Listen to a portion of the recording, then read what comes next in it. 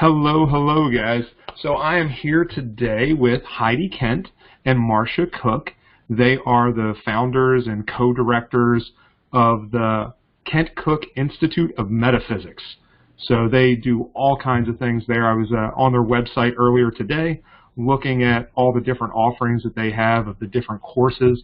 They have online courses there. They also have physical courses. You can go and visit the Nook and spend some time with them, learning about all kinds of things about metaphysics and spiritual healing, mysticism. So check that out. So why don't you guys tell us a little bit about yourselves, and then we'll go from there. Well, my name is Heidi, and we have been in business for 8 years. We're very happy and proud of that.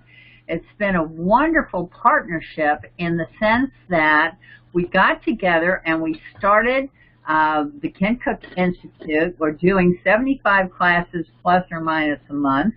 I'm a very old girl, 75 years old, and so I've been in metaphysics for over 50 years.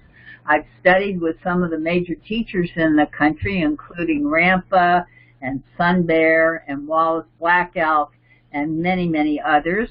Marsha, on the other hand, has a different background. So my background, I'm Marsha, how do you do? And my background was, believe it or not, running a YMCA and being certified as a nutritionist and having a degree in nutrition and exercise and all weightlifting, all kinds of things like that.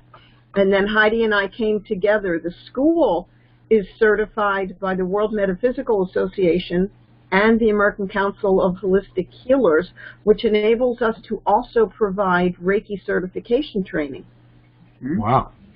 We are a nonprofit, and we have been able to touch the lives of many people in our area. We live in a place called Davidson, North Carolina, right outside of Charlotte, which is a thriving community. As a nonprofit, we also offer some substantial scholarships, and so we are a thriving, working organization. Wow, it is amazing how the universe brings us all together with different backgrounds, different origins to really get us into a place where we can affect the most people that we can. So I have done some Reiki. I have gotten my level 2 attunement, so I haven't gotten my 3rd yet. But yeah, so I've done some of that. I've been around to witness lots and lots of amazing things and amazing people that are able to really affect change and help others become better versions of themselves. So I have a couple friends that do quantum touch and a few other things, and I think it's interesting to see just how much working with someone else's energy can really help them. So you guys had a talk at Victory of Light, and it was entitled 5 Steps to Eliminating Stress. Now, everybody that I know, including myself, deals with all kinds of stress, right? We have all kinds of things going on all the time. Just the nature of the world that we live in is stressful. There are things that are going on, and if we can't figure out how to de-stress, we are never going to be able to live in the fullness of the life that we could be living. So, with that being said, give us the lowdown on your talk. No question about it. Stress Busters is a very solid program.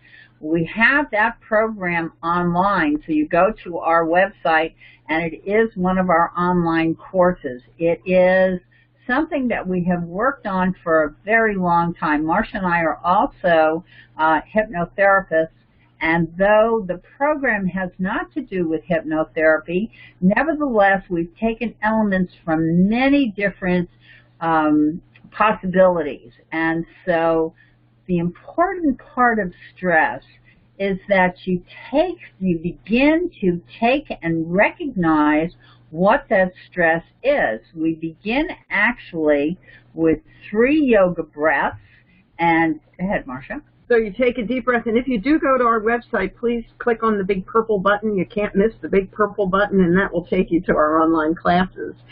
You begin to breathe because when you're focused on that, we learn that the mind really doesn't multitask.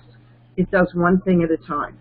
So when you're focused on those 3 deep breaths, you're resetting your brain. And the monkey chatter that was flowing through it gets a chance to stop. And you get a chance to stop. And then you look at, we like to call it identifying the fiend. What is it that you are reacting to that is the stress? Stress isn't something you pick up like a hot potato. It's not a solid material thing. It's a thought in the mind, a reaction. So what are we reacting to is one of the steps. Identify or name the fiend. And which usually turns out to be some sort of fear. So as we're asking you to name the fiend, we're also asking you to uncover that fear so that you can deal with that fear head on, one-on-one. So let's say that you get a letter from the IRS. Is that letter the stress? We begin to think of it that way, and we're just holding a piece of paper in our hands.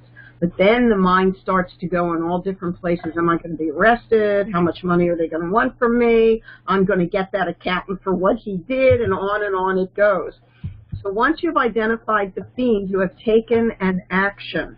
And so you breathe, you identify the fiend, you name the fiend, and then you take an action. The action is, Heidi. And so what we ask you to then do is we ask you to put your 2 fingers together and start to rub your fingers together, because that brings the stress into the physical, out of the mental and emotional and into the physical. And so we ask you to just put your 2 fingers together and start rolling your fingers back and forth, back and forth, back and forth. How simple can that be? The one wonderful thing about our program is that you can do these things wherever you are. If you're stuck in traffic, if you're at the grocery store at the end of the line, wherever you are, you can just simply begin our little method. So once you rub your fingers together in the circles, you've already reset the brain.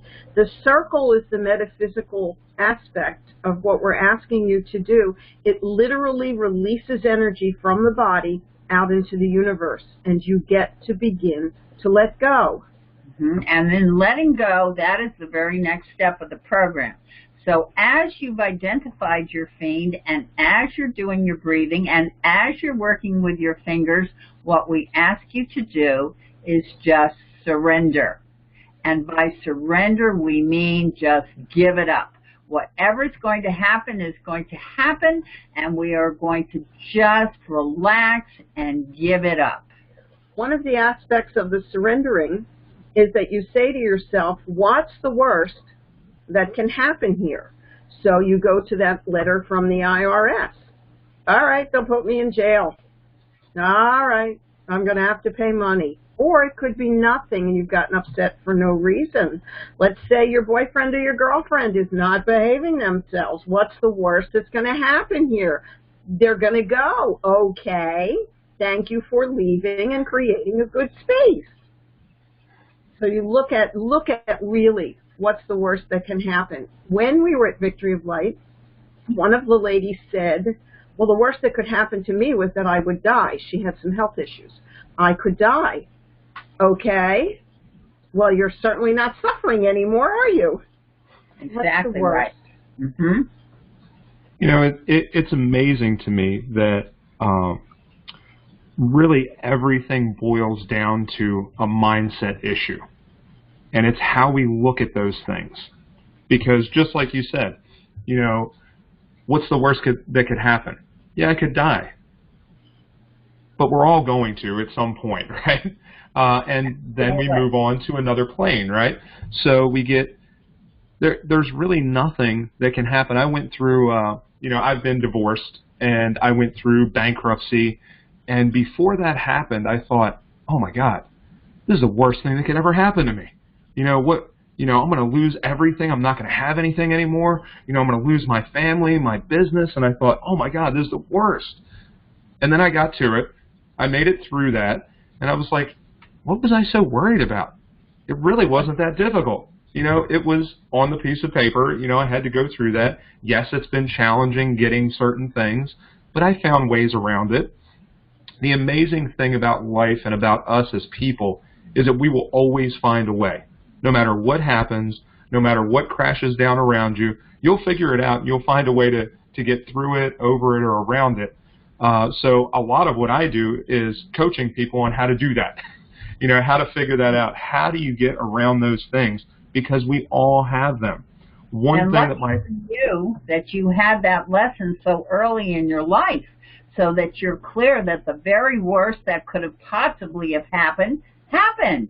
And here you are on the other side of that, stronger, bigger, better than ever.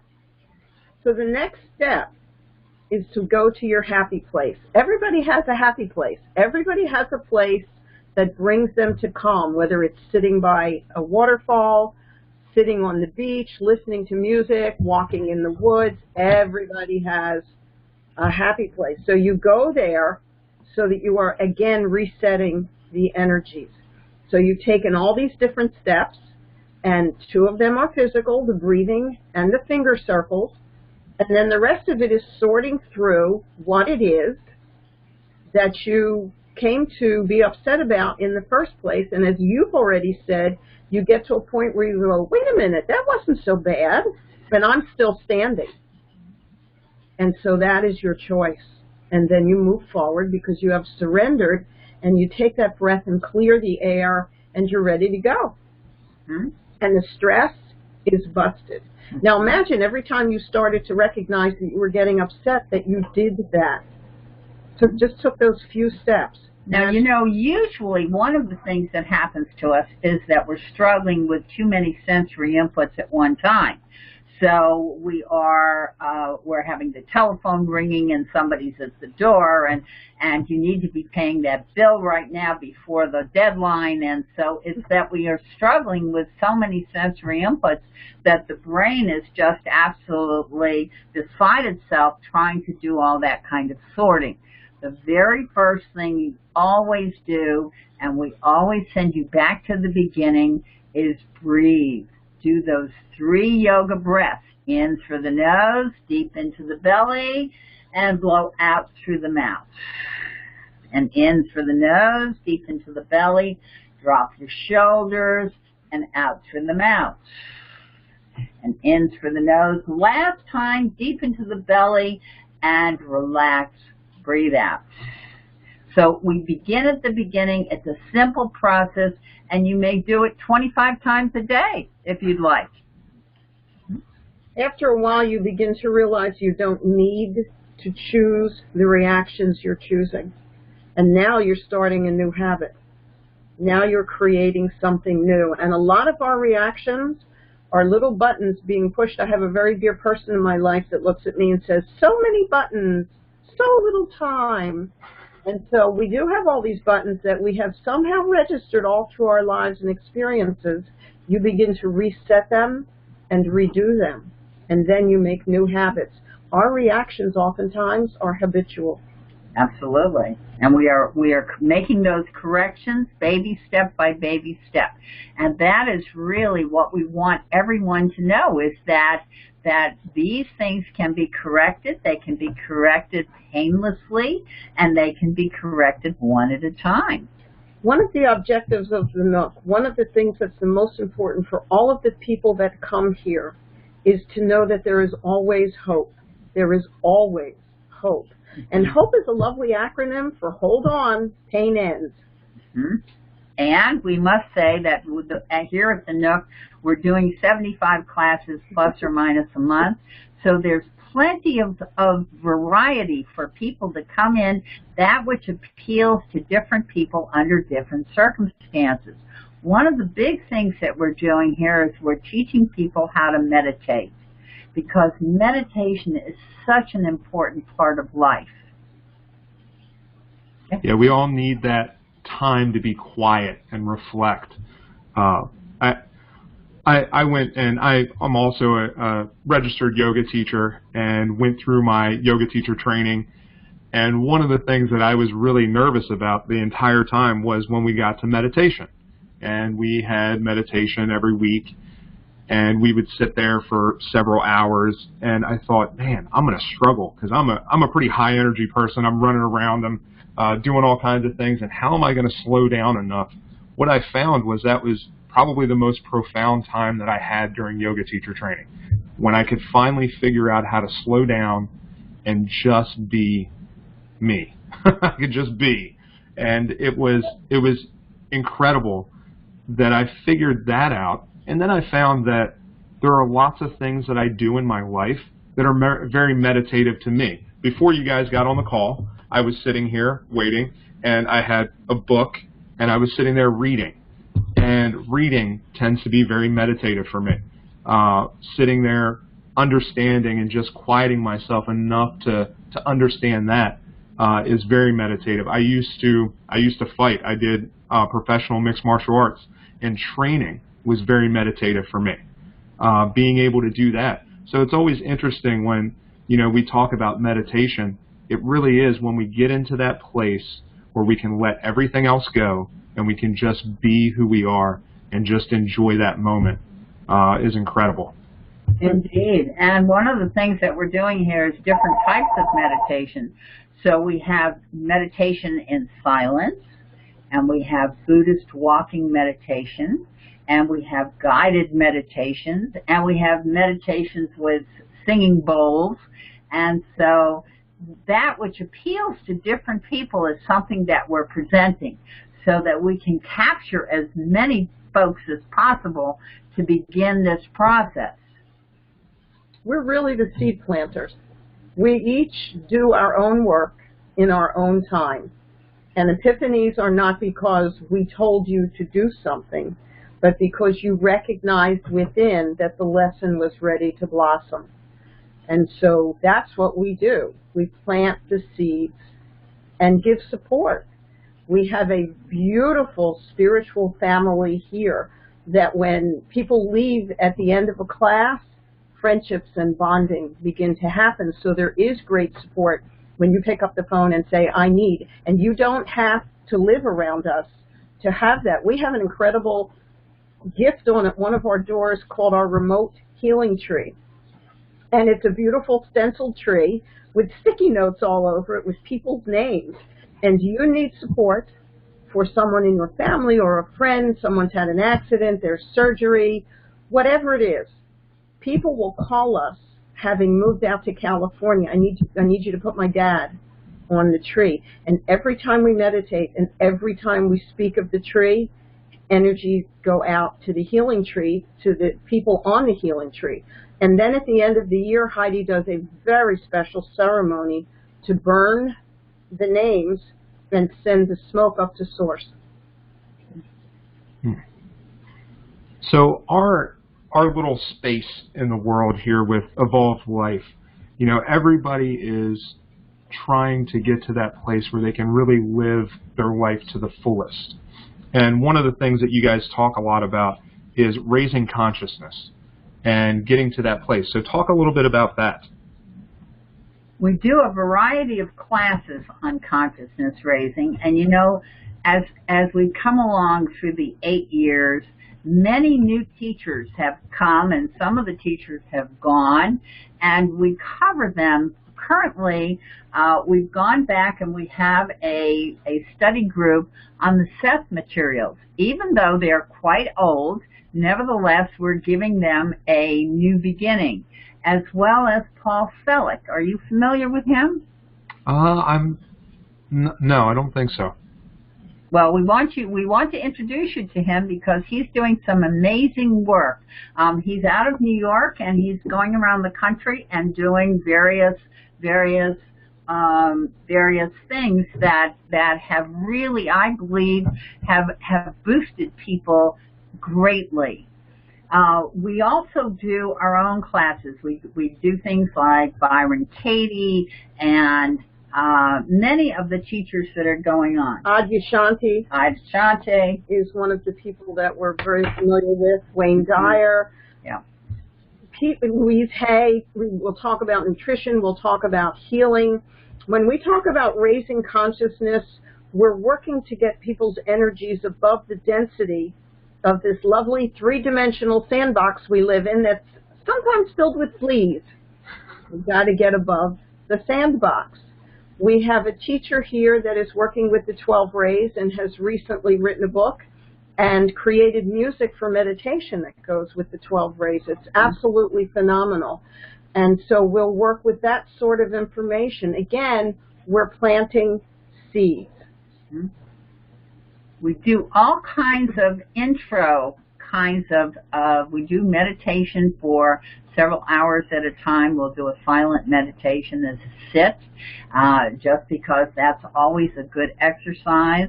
We do study groups that have been very instrumental in pushing people along. But one of the other things that we do here is we teach something we call development. And that is where we introduce you to your 5 spirit guides and teachers and teach you to give messages from your guides to other students. We're running four development classes a month, and if you go to any one of the little fairs and psychic practices around here, you'll find that most everybody, 90% of who's sitting there giving readings, are graduates of the Nook. So we've really made an impact in our area, and we're very proud of that because we've started this group called the Nooksters, and if you're a Nookster, then you are out there and your consciousness is expanding and people are coming to you, and it's just been a wonderful situation. And a lot of times the beginning platform they're launched from is the development class, because you are raising your energies enough to tap into what's going on in the astral plane. And they are lowering their energies enough to connect with us. Then people will go on to becoming tarot readers and palmists and numerologists. We have an ongoing class right now to learn to tap into the Akashic records and to read all that is there and to understand it. We have, and we mentioned earlier, we have the Reiki healing courses. We do traditional, as it's called, traditional Usui Reiki. We also are fortunate enough to have a teacher that teaches Jikiden Reiki, which is actually the original Reiki in Japan that Usui came from. So we have a teacher that's an expert in stones and crystals and teaches you about their energy and their healing. We do flowers, we do colors, we teach people to see auras and read auras. We have a gal who does angel healings and talks about angels incessantly, and we are really, really pushing as much as we can for people to have a home here, a spiritual family here, and a place to expand here. So that's primarily what the Nook is about. Very fortunate. We live in a beautiful place. Davidson, North Carolina is right on Lake Norman, and we are actually situated on Lake Norman. So anytime anybody would like to come and visit us, 12:30 every day we have lunch. Bring your brown bag lunch and come have lunch with us on the lake. Cool. I mean, you know, I end up in the Carolinas pretty regularly. We were talking about going back down to why can't I think of it now? Oh, where the Biltmore is and everything, Asheville. So I was down there probably maybe 2 or 3 months ago, and we've been dying to go back there. I've got my fiance has family in Abbeville, so we've been talking about coming down to Abbeville and going and seeing them, and then heading over to Asheville and spending some time over there. So yeah, so maybe we need to make a trip. That would be wonderful. We would so enjoy having you come to class, come for lunch. We would just be delighted. Yeah, that would be incredible. You know, one of the things that really is amazing to me when we go to events like Victory of Light and other ones, you get there and you see all these people that are all coming together for one purpose, and really to just raise everyone's awareness and to get everybody into a place where we can find healing and guidance in this crazy world that we're in. And it is amazing to be part of that community and to be able to reach out and just really help people and guide them and direct them. The great thing is that everybody resonates differently with different things, which is why you guys have so many different offerings, right? People just resonate. You know, there's this, in the coaching community, there's kind of this stigma like, well, you might get clients and I might not, and this and that, and it really, it's silly, because people are going to resonate with me differently than they resonate with you, and it's all about helping people, period, right? We're trying to help people get to that next place where they need to be and to find success there. That's why we do Victory of Light. Now, I've been doing Victory of Light for the last 20 years, so we're certainly in the groove there. However, the point of going there for us, it's a 6-hour, 8-hour drive for us to go from here to Victory. And we do it twice a year because we need to be on the floor chit-chatting with the people that are walking by. And we need to chit-chat with our colleagues. It's very important that we leave the little nook and go out into the big wide world and see what is currently going on.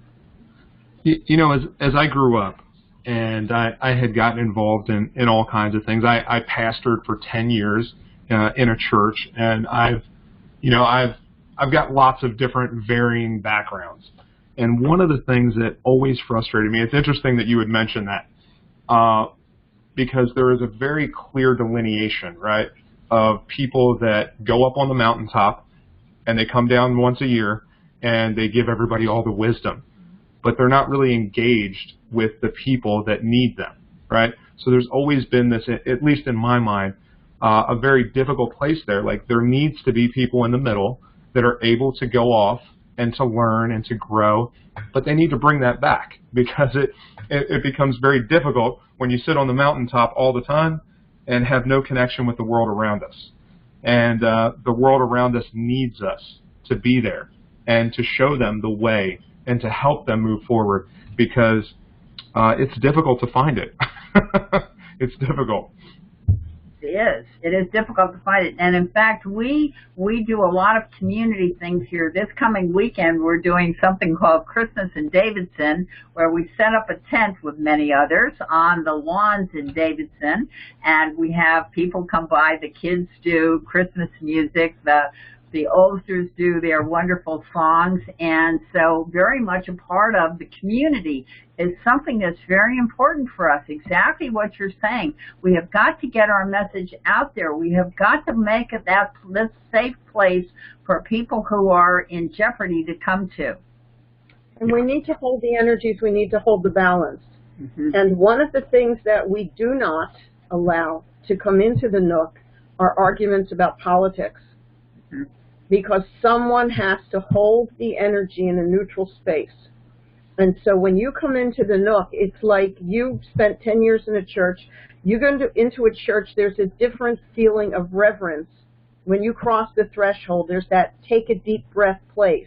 When people come into the Nook, they say the same thing. We have a tiny little store in the front. We're not a huge place. We're less than 2,000 square feet, give or take a few. And so we have this beautiful store with incense and stones and gems and candles and all kinds of things. So they get to walk in, catch their breath because of the energies, and when it's their first time, touch things and ask questions that break the ice. Mm-hmm. And then we take them on a tour, and our classroom is set up to look like a living room. And the reason we did that is we didn't want folding chairs and tables. And trust me, we have a closet full of folding chairs, because when the spaces on the couches are gone, you got to sit somewhere. However, we want people to come in and feel like they're entering their house, another aspect of their life, of their being. And so we have a room that's dedicated entirely to meditation. The lights are very low. There's always incense available for people to burn. We have a magnificent Buddha statue that has a water fountain in it. So there's the feng shui is there, and the running water is in the room. And people will come in, and we will guard the door with our lives for 20 minutes while they get their heads balanced again. And so we have all these different spaces here that contribute to us being able to say to people, you can come here and find your balance. We also have a healing space, and in the healing space we're doing Reiki, of course, and massage and chiropractic, and so we have that healing space as well. Marsha and I do something called clearing the grid, and that is a process that takes you back and absolutely has you facing your fears. And you know, once you hit that first fear, pretty much we can blow the fear. So that's the other thing that we're doing here besides readings and that kind of thing. So it's a very busy place, no question. Yeah. And you guys have all kinds of things going on, but you know, the great thing is it is all very positive, all moving forward to really raise that awareness and that consciousness around you guys. That is incredible. I don't know, at the Victory Light I spent a lot of time getting around, meeting people and walking around, but I was also there. A friend of mine owns Healing Inspirations, and they have a healing center. They do massage and things like that there. But I was there, my fiance was doing thermography for them. So I had her there in the corner. They were all working, and I got to help them set up and break down, and then walk around the rest of the time. So I got to get some education. It was nice for me. I got to learn a lot. So thank you guys for coming on here. One last thing, if you would, give everybody the email, or not the email, but the website, so they can go check it out. You'll find us at www.kentcookinstitute.com, KENTCOOK, institute.com, and don't forget to check out the big purple button. You guys have some incredible synchronicity. Like, it's like almost one brain. Like, one person is talking and then stops and the other person talks. We've been together many lifetimes, so yes, we are what's called golden friends, and so our partnership was an amazing journey and a bringing together of something that was always meant to be. So we're very excited, and yes, we are both old ladies, and we're very excited to do this with our retirement and work 60 or 70 hours a week. And I have to tell you, Marsha's husband insists that we call ourselves business partners. So and we spend so much time together. His name is Gary, and sometimes he'll walk up to people and say, "How do you do? I'm Kent's cook." So it's been lovely to meet you, Jeff. We hope to see you at another Victory of Light and or here at the Nook in Davidson, North Carolina. Absolutely. Absolutely. I will be there in April for sure. We've already gotten that stuff taken care of. They're getting ready to get the booth. So we'll be there for sure in April. And hopefully we'll come up with some time and get up there. I would love to see you guys. That would be terrific. We're always in booth 302. We've been in 302 for 10 years. Come find us. Come find us. All right. Cool. I will see you guys soon. Thank you. Thank you.